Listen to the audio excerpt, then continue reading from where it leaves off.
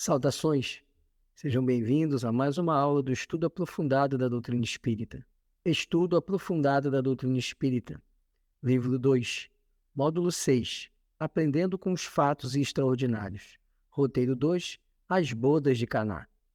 Neste roteiro, nós vamos estudar as bodas de Caná, quando Jesus transforma a água em vinho. Vamos entender a relação e o diálogo de Jesus com a mãe dele, o fenômeno da transmutação da água em vinho e ainda os ensinamentos que Maria passa ao orientar os discípulos a seguir as orientações do Mestre. Tópico 1. Texto evangélico. E ao terceiro dia fizeram-se umas bodas em Caná da Galileia, e estava ali a mãe de Jesus. E foram também convidados Jesus e os seus discípulos para as bodas. E faltando o vinho, a mãe de Jesus lhe disse: Não tem vinho. Disse-lhe Jesus: Mulher, que eu tenho contigo? Ainda não é chegada a minha hora. Sua mãe disse aos empregados: Fazei tudo quanto ele vos disser. Estavam ali postas 6 talhas de pedra para as purificações dos judeus, e em cada uma cabiam 2 ou 3 metretas. Disse-lhes Jesus: Enchei de água essas talhas. E encheram-nas até em cima. E disse-lhes: Tirai agora e levai ao mestre-sala. E levaram. E logo que o mestre-sala provou a água feita vinho, não sabendo de onde viera, se bem que o sabiam os empregados que tinham tirado a água, chamou o mestre-sala ao esposo. E disse-lhe: Todo homem põe primeiro o vinho bom, e quando já tem bebido bem, então o inferior. Mas tu guardaste até agora o bom vinho. Jesus principiou assim os seus sinais em Caná da Galileia e manifestou a sua glória, e os seus discípulos creram nele. Evangelho de João, capítulo 2, versículos 1 a 11. As bodas de Caná, ocorridas numa cidade da Galileia, apresentam características especiais. Uma delas é a transformação da água em vinho, realizada por Jesus. Outra foi o início da pregação evangélica do Mestre nessa festa.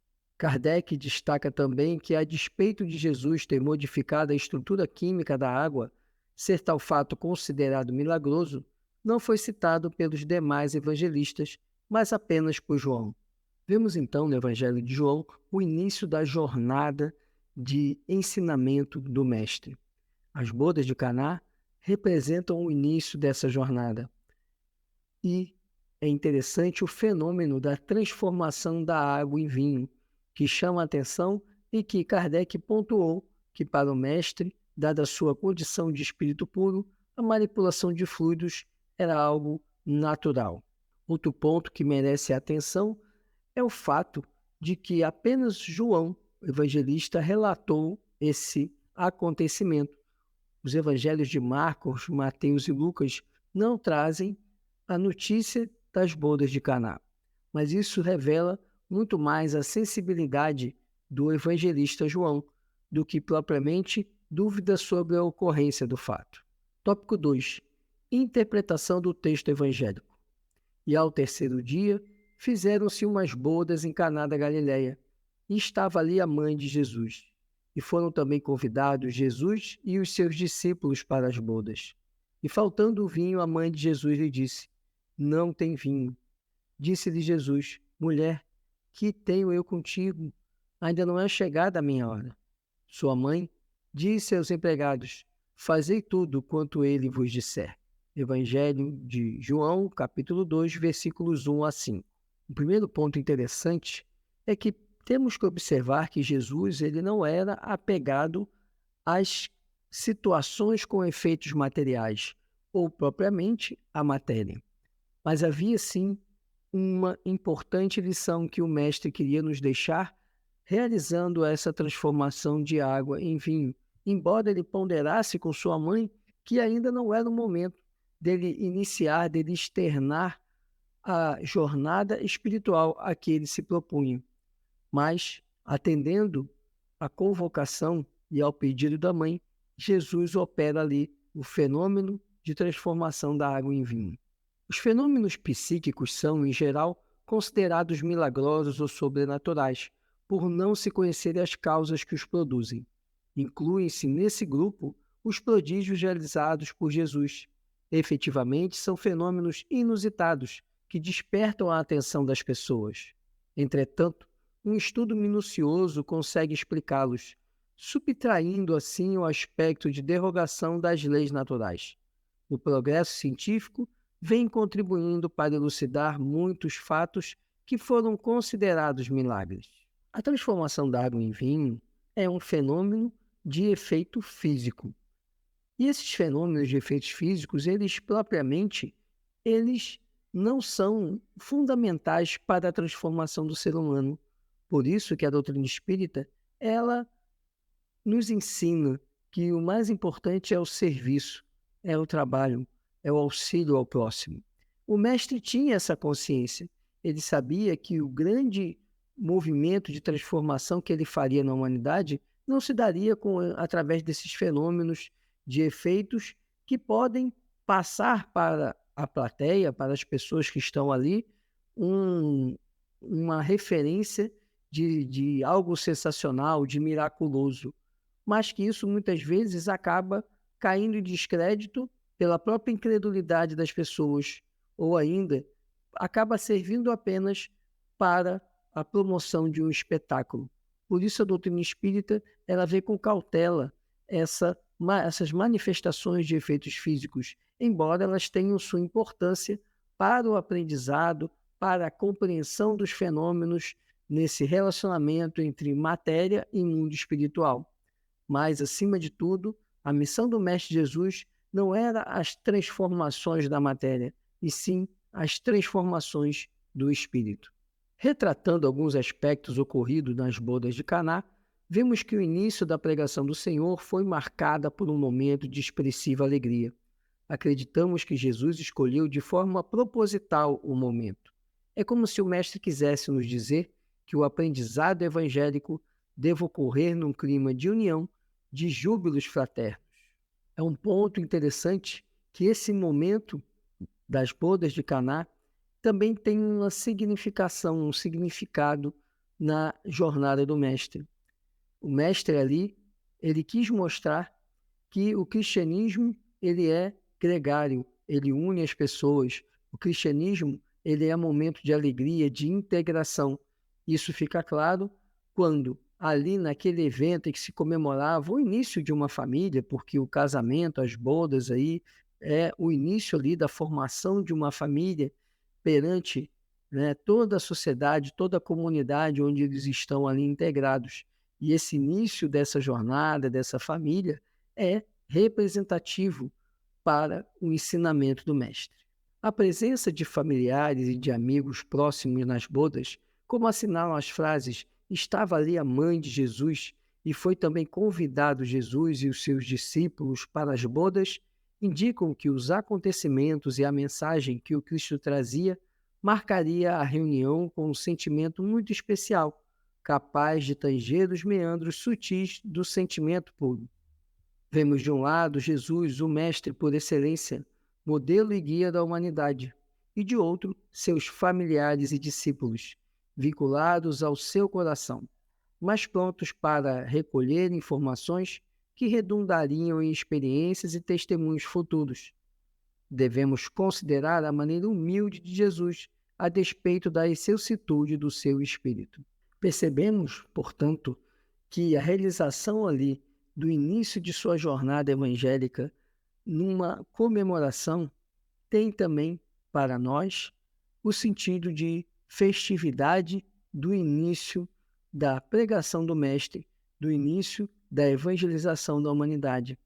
E mostra ainda a condição bastante humilde de Jesus, que se coloca ali numa condição de subserviência, de atender ali às necessidades daquele momento, daquele evento festivo.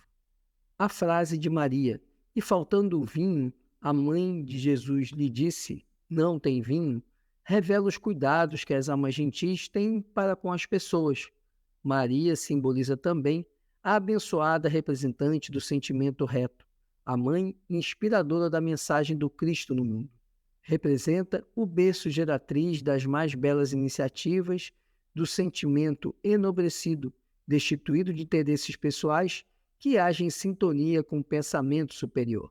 O vinho era uma bebida que fazia parte da cultura judaica e da maioria dos povos da antiguidade, assim como nos tempos contemporâneos. O que causa espanto na narrativa evangélica, porém, não foi o anúncio de Maria de que o vinho acabara, mas a forma como Jesus lhe respondeu, segundo os registros de João: Mulher, que tenho eu contigo? Ainda não é chegada a minha hora.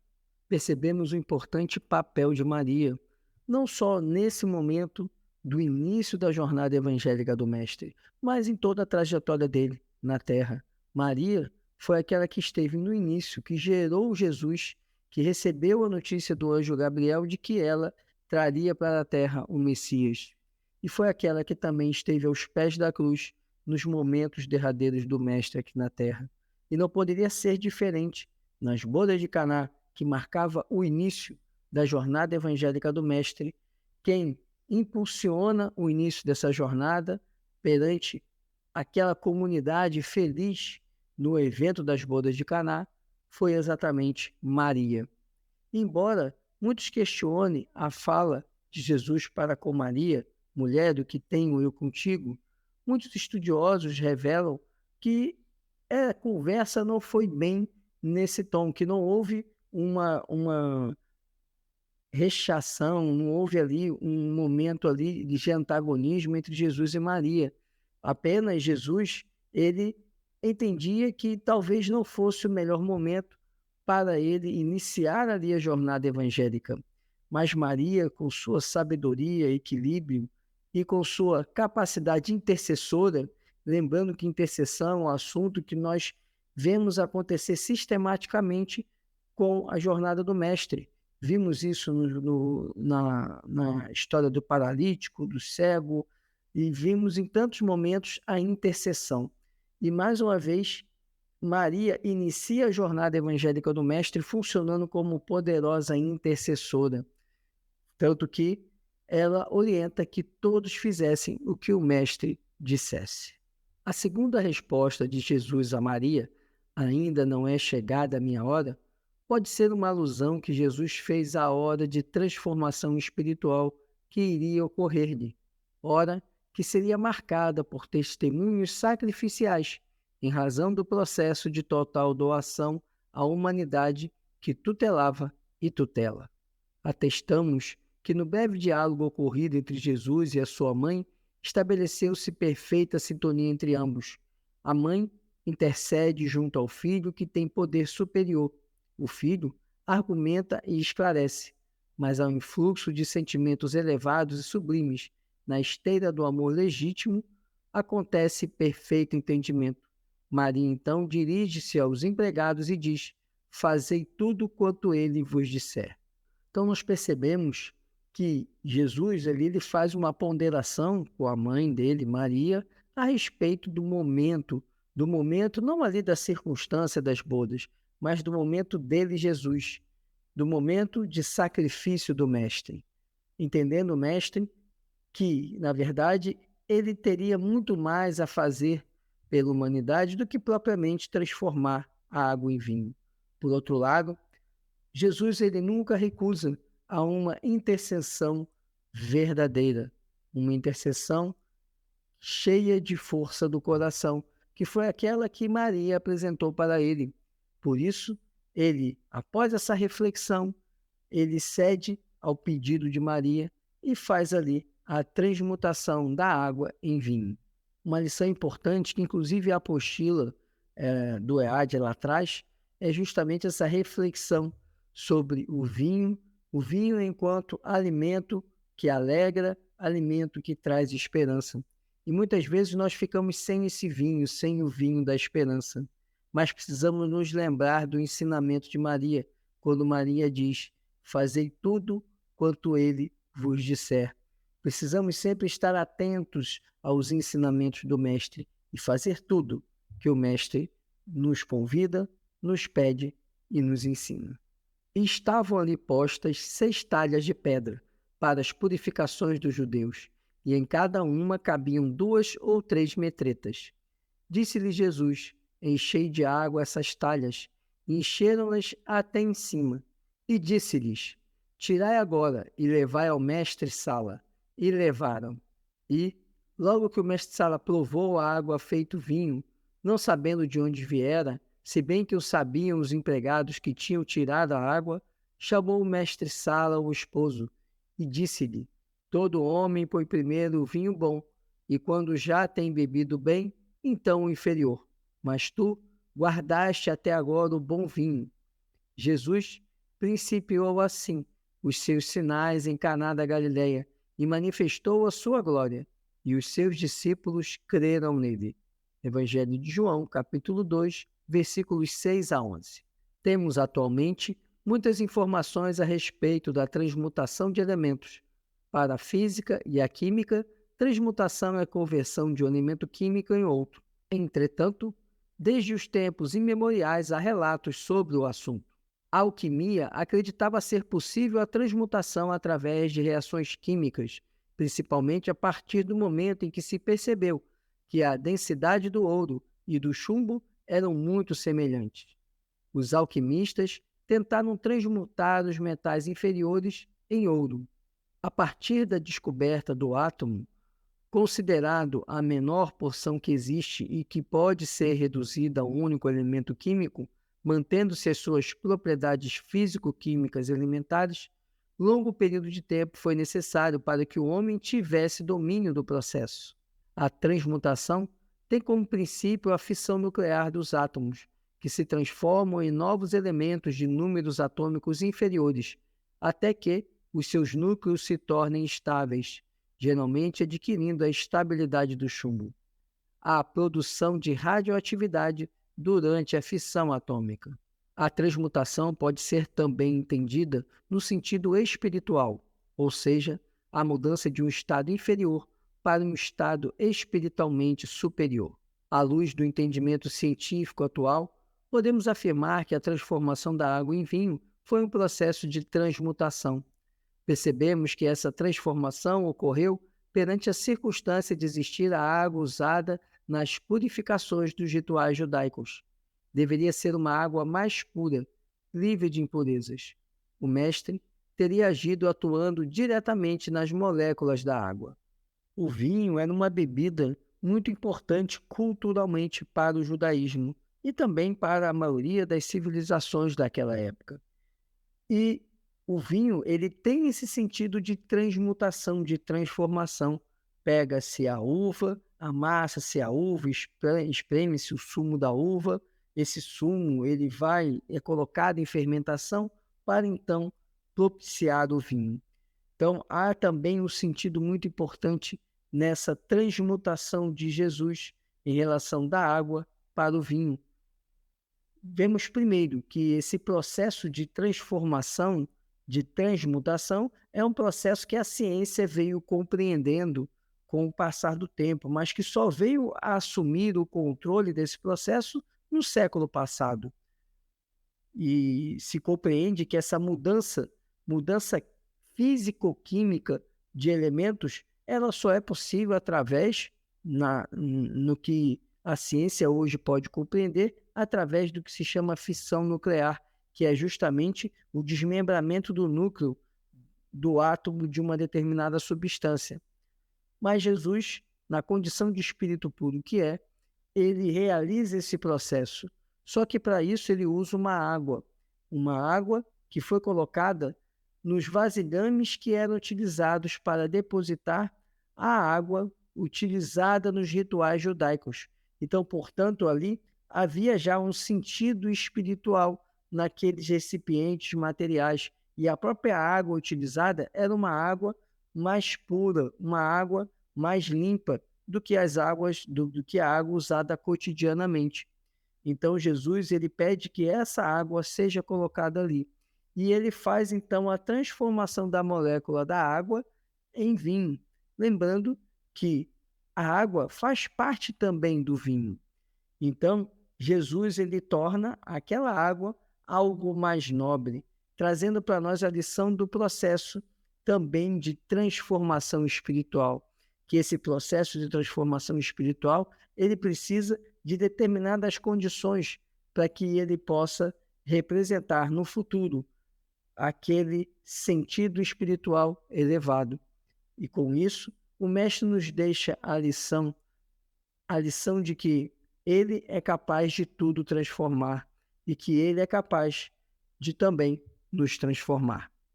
Esse era o conteúdo que tínhamos para essa aula de hoje. Muito obrigado por acompanhar o nosso estudo aprofundado da doutrina espírita. E eu peço que você curta, comente e compartilhe para que outras pessoas possam receber e estudar esse conteúdo. Muito obrigado, fiquem com Deus, muita paz e muita luz.